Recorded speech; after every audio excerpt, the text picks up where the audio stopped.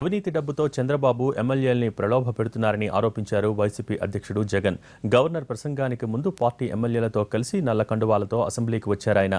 Party ఫిరాయింపులపై చర్యలు తీసుకోవాలని ప్లకార్డులను ప్రదర్శించారు. పథకం ప్రకారమే రాజధానిని తుళ్లూరు ప్రాంతంలో ప్రకటించారని అన్న జగన్ రైతుల్ని మభ్యపెట్టి భూములు లాక్కున్నారని విమర్శించారు.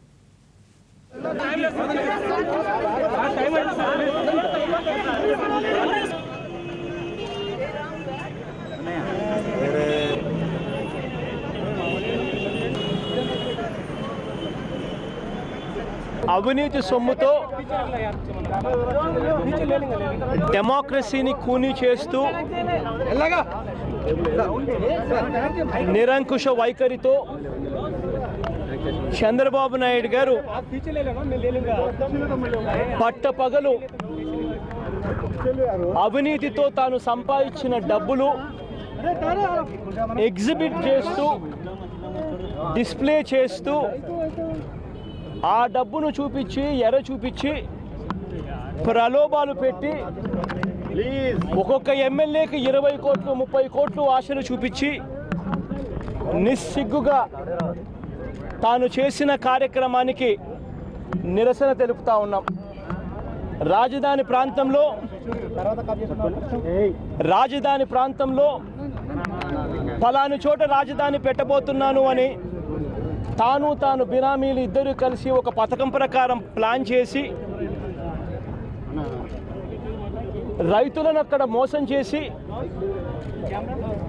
వాళ్ళ దగ్గర నుంచి భూములు కొనుగోలు చేసిన తర్వాత రాజధానిని అక్కడ డిక్లేర్ చేసి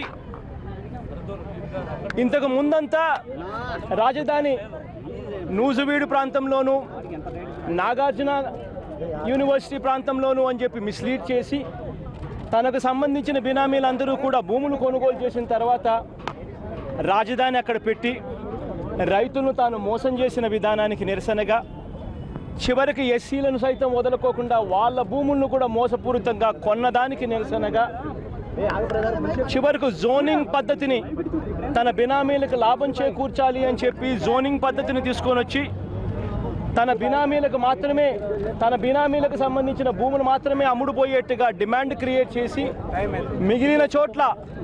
మిగిలిన చోట్ల సప్లై లేకుండా జోనింగ్ వ్యవస్థను క్రియేట్ చేసి రైతులకు అన్యాయం చేసిన దానికి నిరసనగా రాష్ట్ర వ్యాప్తంగా తాను చేస్తూ ఉన్న కరప్షను, రాష్ట్ర వ్యాప్తంగా తాను చెప్పిన అబద్ధాలు, ఎన్నికలకు ముందు తాను చెప్పిన అబద్ధాలు, చేసిన మోసాలకు నిరసనగా